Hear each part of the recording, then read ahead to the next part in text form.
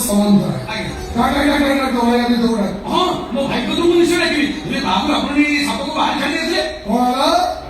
ସାପକୁ ନେଇ ବାହାରେ ଛାଡ଼ି ଦେଇ ଆସିବି ମୁଁ ବୋଧେ କିନ୍ତୁ ଜାଣିନୁ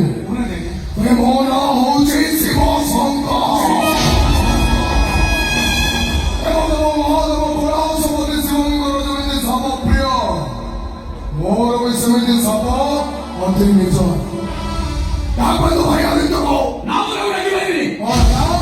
ଡାକି ପାରିବୁନି ତୁ କାହାକୁ କଣ କହୁଛୁ ଜାଣିପାରୁଛୁ ତ ଏ ଭଦ୍ରାମୀ ଜଣାଉଛି ନା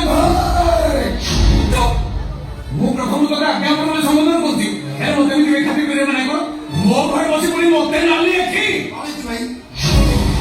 ତୁ ସାଥି ଦେଲା ତୁ ମୋ ଭଉଣୀ ଅନୁଷ୍ଠାକୁ ଭଲ ପାଉଛୁ ନା ଏବେ ଏଇ ମୁହୂର୍ତ୍ତ ତ ଭାଇ ସାମ୍ନାରେ ସବୁ ସତ କଥା କହିଯାଏ ଏବେ ନୁହଁ ଅନେକ ଦିନ ଆଗରୁ ଆଦିତ୍ୟ ମୋତେ କହିସାରିଛି ଅନୁଷ୍ଠା ବୋଲି ଗୋଟେ ଝିଅକୁ ସେ ଭଲ ପାଉଛି